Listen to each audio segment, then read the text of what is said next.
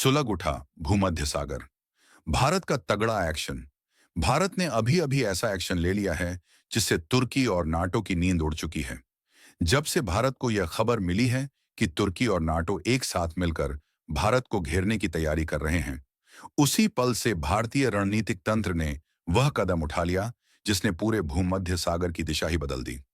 दोस्तों, जिस सागर को कभी शांति और व्यापार का प्रतीक कहा जाता था, अब वहां युद्ध की गूंज सुनाई दे रही है।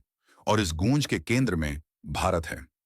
भारत का यह कदम सिर्फ एक चेतावनी नहीं, बल्कि यह पूरी दुनिया को दिखाने वाला जवाब है कि अगर कोई भारत की ओर उंगली उठाएगा, तो भारत उस हाथ को पकड़कर झुकाना भी जानता है। तुर्की की नई चाल अब पूरी दुनिया के सामने उजागर हो चुकी है। और इस बार जो जाल तुर्की ने भारत को फंसाने के लिए बुना था, उसमें खुद नाटो फंस चुका है। तुर्की ने सोचा था कि वह नाटो के दम पर भारत को भूमध्य सागर में रोक देगा, लेकिन भारत ने दिखा दिया कि 21वीं सदी का भारत किसी की चाल में नहीं आता, बल्कि चाल चलना जानता है। इस वक्त भूमध्य सागर का हर कोना, हर लहर, हर जहाज भारत के नाम की गूंज से भर चुका है। जो सागर अब तक ठंडी हवाओं का गवाह था, वहां भारतीय मिसाइल सिस्टम की गरज गूंज रही है। जो तुर्की कभी भारत को चेतावनी दे रहा था, अब वही तुर्की अपने ठिकाने छोड़कर भागने पर मजबूर है। और दोस्तों, यही तो भारत की ताकत है। जब भारत शांत होता है तो दुनिया सोचती है कि भारत कमजोर है, लेकिन जब भारत जवाब देता है तो दुनिया कांपने लगती है। वीडियो में आगे बढ़ने से पहले मैं आपको बता दूं, आज हम आपको ऐसे खुलासे दिखाने वाले हैं जिन्हें देखकर पूरी दुनिया चौंक जाएगी। भारत ने इस बार जो किया है, उसकी कल्पना तक किसी ने नहीं की थी। ये वही कदम है जिसने नाटो की रूह बोली है और तुर्की को ऐसा सबक सिखाया है कि आने वाले वर्षों तक वो भारत की ओर आंख उठाने की हिम्मत नहीं करेगा। लेकिन उससे पहले आप लोग इस ग्राफ को जरूर देखिए। 87% लोग हमारी वीडियो को देखते हैं, लेकिन चैनल को सब्सक्राइब नहीं करते और ना ही कमेंट में भारत माता की जय लिखते हैं। तो जल्दी से लिखिए भारत माता की जय और चैनल को सब्सक्राइब कीजिए, क्योंकि हम देखते हैं कि आप लोग डांस, म्यूजिक और फालतू कंटेंट को तो भर भर के लाइक और सब्सक्राइब देते हैं। लेकिन आज भारत के लिए हम देखना चाहते हैं कि कितने लोग भारत माता के लिए उठ खड़े होते हैं। जल्दी से कमेंट में लिखिए जय हिंद और सब्सक्राइब बटन दबाइए, क्योंकि आज की यह कहानी सिर्फ खबर नहीं, एक इतिहास है। अब सुनिए, तुर्की और नाटो ने भारत के खिलाफ जो साजिश रची थी, उसका खाका इतना खतरनाक था कि अगर भारत समय रहते एक्शन नहीं लेता, तो भूमध्य सागर भारत के लिए जाल बन सकता था। तुर्की ने अपने सारे समुद्री ठिकानों को नाटो के समर्थन से एक्टिव किया। 350 से ज्यादा युद्धपोत भारत की ओर मोड़ दिए और सोचा कि भारत डर जाएगा। लेकिन उन्हें यह नहीं पता था कि भारत ने भी पहले ही अपने दो सबसे ताकतवर एयरक्राफ्ट कैरियर इंस विक्रांत और इंस विक्रमादित्य को भूमध्य सागर की ओर रवाना कर दिया था। और जैसे ही यह दोनों युद्धपोत वहां पहुंचे, पूरा का पूरा खेल पलट गया। तुर्की को लगा था कि भारत 3-4 जहाज लेकर आएगा, लेकिन भारत की चाल इतनी तेज थी कि कुछ घंटों में ही भारत ने पूरे भूमध्य सागर को लॉक कर दिया। नॉर्थ अटलांटिक का रास्ता भी बंद, रेड सी का रास्ता भी, नाटो की सप्लाई चेन ठप और तुर्की के जहाज बंदरगाहों में जाम। यह वही क्षण था जब पूरी दुनिया ने देखा कि भारत अब कोई क्षेत्रीय शक्ति नहीं, बल्कि एक वैश्विक सामरिक महाशक्ति बन चुका है। तुर्की की हालत ऐसी हो गई कि उनके ड्रोन उड़ने से पहले ही गिर गए। भारत ने कोई मिसाइल एलएचई नहीं की, कोई बम नहीं गिराया, लेकिन नाटो और तुर्की के जहाज कबाड़ बन गए। कैसे? क्योंकि भारत ने साइबर और इलेक्ट्रॉनिक वॉरफेयर का इस्तेमाल किया, ऐसी तकनीक जो दुश्मन के नेविगेशन सिस्टम को निष्क्रिय कर देती है। नाटो के जहाज खुद अपने रास्ते खो बैठे और भारतीय रडारों के सामने अंधे हो गए।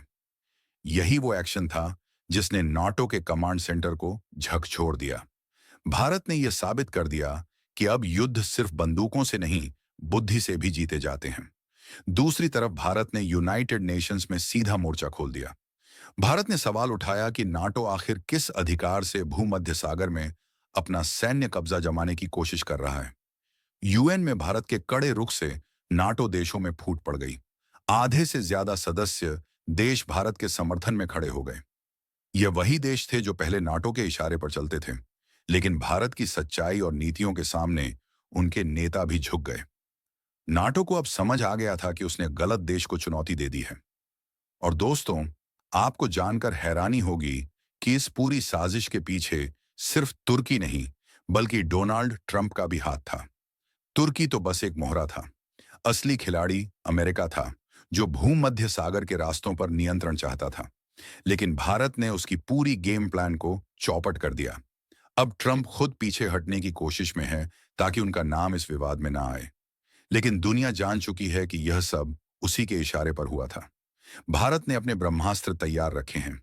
BrahMos missile, S-400 defence system, Akash air defence network, ये सब अब भूमध्य सागर की सतह पर एक्टिव हैं। भारत ने साफ कर दिया है कि अगर नाटो या तुर्की ने एक भी कदम आगे बढ़ाया, तो पूरा मेडिटरेनियन सी भारत की मिसाइल रेंज में होगा। यही कारण है कि अब नाटो के जहाज पीछे हटने लगे हैं। वो नाटो जो कभी भारत को नीचा दिखाने की कोशिश कर रहा था, अब भारत के साथ समझौते की बात कर रहा है। लेकिन दोस्तों, बात यहीं खत्म नहीं होती। भारत ने इस पूरे घटनाक्रम को सिर्फ सामरिक नहीं, बल्कि कूटनीतिक स्तर पर भी घेर लिया है। इजराइल ने भारत का खुलकर समर्थन किया है।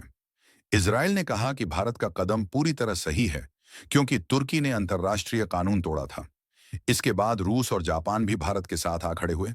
यानी अब भारत के सातवां गठबंधन खड़ा है, जो आने वाले वक्त में दुनिया की नई शक्ति संतुलन तय करेगा।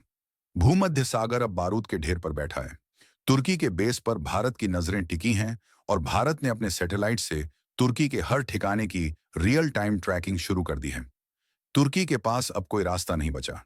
उसकी अर्थव्यवस्था चरमराने लगी है, उसके सहयोगी देश उससे किनारा कर रहे हैं, और नाटो के अंदर ही भारत के पक्ष में आवाजें उठने लगी हैं। अब हालात यह हैं कि तुर्की का राष्ट्रपति अपने ही जनरलों से नाराज है, और नाटो के भीतर ट्रंप की नीतियों पर सवाल उठ रहे हैं। भारत का यह एक्शन सिर्फ जवाब नहीं, एक संदेश है। यह संदेश है कि अब भारत किसी की धौंस नहीं सहने वाला, चाहे वह अमेरिका हो, नाटो हो या तुर्की। अगर कोई भारत के खिलाफ साजिश करेगा, तो उसे वहीं पर जवाब मिलेगा, उसी अंदाज में, उसी ताकत से। और दोस्तों, यह है नया भारत, जो झुकता नहीं, रुकता नहीं और अब तो थमता भी नहीं। तुर्की और नाटो के जहाजों की हलचल अब धीमी पड़ चुकी है, लेकिन भारत के एयरक्राफ्ट कैरियर्स की गूंज पूरे भूमध्य सागर में ऐसे फैल चुकी है, जैसे किसी बिजली ने समंदर की लहरों को चीर दिया हो। भारत के हर कदम के साथ नाटो के सेंसर सिस्टम फेल हो रहे हैं, और जो तुर्की कभी भारत को घेरने की योजना बना रहा था, अब वही अपने रडारों को बचाने के लिए अंधेरे में तैरने को मजबूर है। भारत ने इस बार सिर्फ समुद्र में ताकत नहीं दिखाई, बल्कि साइबर स्पेस से लेकर स्पेस बेस्ड सर्विलांस तक अपनी मौजूदगी दर्ज करा दी है। भारत के उपग्रह अब भूमध्य सागर के हर वर्ग इंच पर नजर रख रहे हैं। तुर्की के जहाजा जहां छिपने की कोशिश करते हैं, वहीं भारतीय नेवी के ड्रोन वहां पहले से मौजूद मिलते हैं। तुर्की को समझ नहीं आ रहा कि आखिर उसकी गुप्त जानकारी भारत तक कैसे पहुंच रही है। लेकिन सच्चाई यह है कि भारत ने पहले ही नाटो के सैटेलाइट नेटवर्क में सेंध लगा दी थी, जिससे नाटो की हर चाल भारत की स्क्रीन पर लाइव ट्रैक हो रही थी।